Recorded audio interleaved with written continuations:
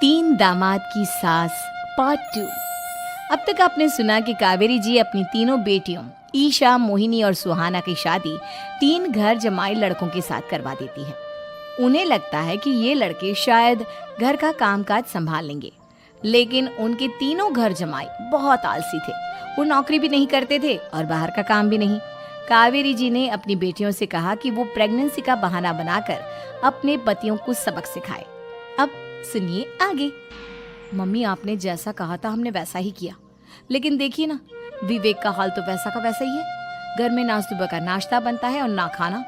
नौकरी पर जाने की बात करूं तो खाने को दौड़ते हैं मुझे। हाँ मम्मी, मैंने भी सुमित को कितनी बार कहा कि अगर नौकरी नहीं करनी तो कोई छोटी सी दुकान ही खोल लो, घर का खर्चा कैसे चलेगा। देखो दोपहर के 12 बजने आए और जनाब अभी तक सो रहे हैं। हाँ मम्मी, ईशा और सुहाना ठीक कहती हैं। अविनाश का भी यही हाल है। जब मैंने अपनी प्रेगनेंसी के बारे में कहा तो मुझसे कहने लगा, अरे दूसरी लड़कियां तो 9-9 महीने तक नौकरी करती है, बस डिलीवरी के टाइम छुट्टी लेती है।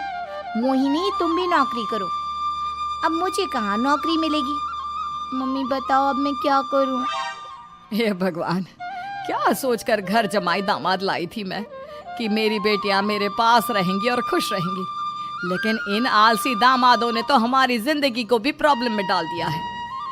मैं तो कहती हूँ मम्मी, हम लोग वापस अपनी जॉब पर जाना शुरू कर देते हैं। बता देते हैं इन लोगों को कि हमने प्रेगनेंसी का बहाना किया है। नहीं नहीं बेटा, ऐसी गलती भी मत करना। अगर तुमने ऐसा किया तो इन तीनों की आदत और खराब हो जाएगी। अरे आज नहीं तो कल कभी तो तुम प्रेग्नेंट होगी, तब वापस यही प्रॉब्लम आएगी। तब क्या करोगी तुम तीनों। हाँ मम्मी, आपकी बात तो बिल्कुल सही है। इन लोगों को तो सुधारना ही पड़ेगा। लेकिन कैसे? अपने बच्चों के आने की खबर सुनकर भी इन लोगों पर कोई असर नहीं हो रहा। पैसे कमाने के लिए घर से बाहर निकलना ही नहीं चाहते ये तीनों। अब मेरे दिमाग में एक प्लान आया है। तुम तीनों चिंता मत करो, उन तीनों को बुलाओ, फिर मैं बात करती हूँ। थोड़ी देर बाद कावेरी जी अपने तीनों दामादों को सामने बुलाकर अपनी बात कहना शुरू करती हैं।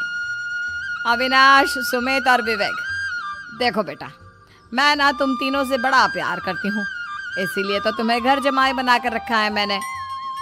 अरे मम्मी जी, सीधे सीधे कहिए ना, क्या बात है। प्यार तो हम भी आपको बहुत करते हैं। अरे मम्मी जी, आपकी इज्जत भी बहुत करते हैं। अरे भाई, आपके जैसी सास और कमाने वाली बीवी सबको मिलती है क्या? हाँ मम्मी, विवेक और सुमित ठीक कह रहे हैं। आपकी बेटी से शादी करके मेरी तो जिंदगी ही अच्छी हो गई है। जानती हूँ मैं, और ये भी जानती हूँ कि तुम तीनों अपने अपनी बीवियों से बहुत प्यार करते हो। बेटा, बात ऐसी है कि हमारे कुल गुरु ने कहा है कि प्रेग्नेंट होने के बाद मेरी तीनों बेटियां शुरू के 4 महीने हमारे गांव में जाकर रहेगी, जहां मेरे चाचा जी रहते हैं। अरे लेकिन क्यों मम्मी, गांव में जाकर रहने की क्या जरूरत है इन तीनों को। वो क्या है ना बेटा, हमारे परिवार को एक श्राप है। अगर मेरी बेटियों ने यहाँ पर बच्चा पैदा करने की कोशिश की तो उनके बच्चों को कुछ भी हो सकता है। इसलिए अब से लेकर 4 महीने पूरे होने तक इन्हें गांव वाले घर में रहना पड़ेगा। हाँ तो इसमें प्रॉब्लम क्या है मम्मी जी? हम भी वहाँ जाकर रहेंगे, पिकनिक मनाएंगे। अरे भाई, बीवी जहाँ हम भी वहाँ। हाँ यार, आइडिया तो बहुत अच्छा है। शहर की जिंदगी में रह रहकर परेशान हो चुके हैं, अब कुछ दिन गांव में बिताएंगे। तुम लोग समझने की कोशिश क्यों नहीं करते। तुम में से कोई भी वहां नहीं जा सकता, और मैं यहाँ रहूंगी ना तुम तीनों के साथ। 4 महीने की तो बात है, उसके बाद ये तीनों ही लौट कर आ जाएंगी। ठीक है मम्मी जी, अब हमारे बच्चों का सवाल है तो ये तो करना ही पड़ेगा। कावेरी अपनी तीनों बेटियों को कुछ दिन के लिए घर से बाहर कहीं दूसरे शहर में रहने के लिए भेज देती है। कुछ दिनों के बाद, अरे मम्मी जी, बहुत दिन से पिज्जा नहीं खाया, मंगवाइए ना। क्या बताऊं बेटा, पहले तो बेटियां खर्चा दे देती थी क्योंकि उनकी नौकरी थी, लेकिन अब तो मेरे पास पैसे ही नहीं बचे। थोड़े बहुत पैसे हैं जो बच्चों की डिलीवरी में काम आएंगे। लेकिन मम्मी जी, आपकी बेटियों को वापस आने में तो अभी बहुत वक्त बाकी है। वही सोच सोच कर परेशान हो रही हूँ। सोच रही हूँ कल से दूध भी बंद करवा देती हूँ। अब दूध वाले को देने के लिए पैसे भी तो नहीं है ना। अरे नहीं नहीं मम्मी जी, अगर दूध भी बंद करवा दोगी तो मुझे चाय कहाँ से मिलेगी, और चाय के बिना मैं तो मर ही जाऊंगा। क्या करूं बेटा, इसके अलावा हमारे पास कोई ऑप्शन नहीं है, मेरे पास पैसे ही नहीं बचे। इस तरह कावेरी जी धीरे धीरे अपने तीनों दामादों को पैसे देना बंद कर देती हैं और घर में खाने पीने की चीजें लाना भी बंद कर देती है।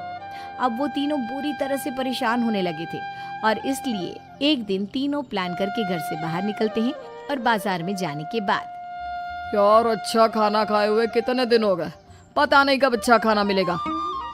हमारी बीवियों के जाने के बाद तो हमारी हालत भिखारियों जैसी हो गई है यार।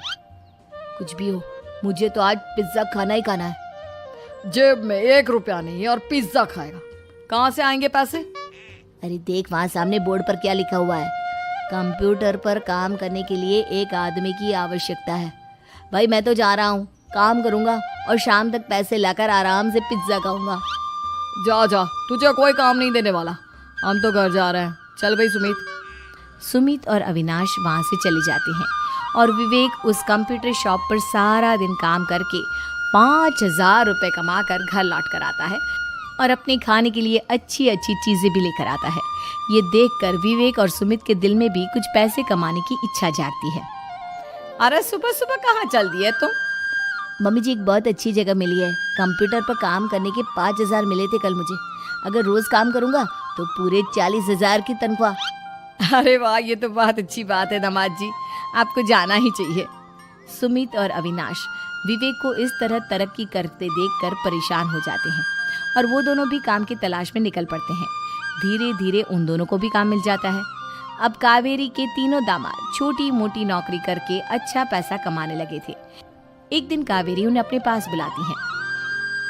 अरे वाह, विवेक 40,000 कमा लेता है, अविनाश 60,000 और सुमित तुम भी 40,000 के आसपास कमा ही लेते हो। कुल मिलाकर तुम अच्छे खासे पैसे कमा रहे हो बेटा। हाँ मम्मी जी, बहुत मजा आता है जब महीने के एंड में मोटी रकम हाथ में आती है। पूछिए मत मम्मी जी, घर में रहकर रोटी बना बना कर और तो जैसा महसूस होने लगा था मुझे तो। हाँ बेटा, तुम तीनों की बात तो बिल्कुल ठीक है और जानते हो अब तुम तीनों की पत्नियां भी वापस लौट कर आने वाली है। लेकिन मम्मी जी अभी तो उन्हें गए सिर्फ 2 महीने हुए हैं, आपने तो कहा था वो 4 महीने के बाद लौट कर आएंगी। ऐसा कुछ नहीं है बेटा, मैं सिर्फ तुम तीनों को सबक सिखाना चाहती थी कि आदमी घर में बैठकर बीवी की कमाई खाता हुआ अच्छा नहीं लगता। इस दुनिया में हर इंसान को मेहनत करनी चाहिए, काम करना चाहिए, चाहे वो औरत हो या आदमी, ताकि अपने परिवार को संभाल सके। कावेरी की बात सुनकर उन तीनों को अपनी गलती का एहसास होता है और कावेरी उन्हें सच बता देती है कि ईशा, सुहाना और मोहिनी शहर में ही कहीं दूसरी जगह रह रहे थे। शाम के वक्त उन तीनों की पत्नियां लौट कर आ जाती है और कावेरी जी का परिवार एक खुशहाल परिवार की तरह रहने लगता है।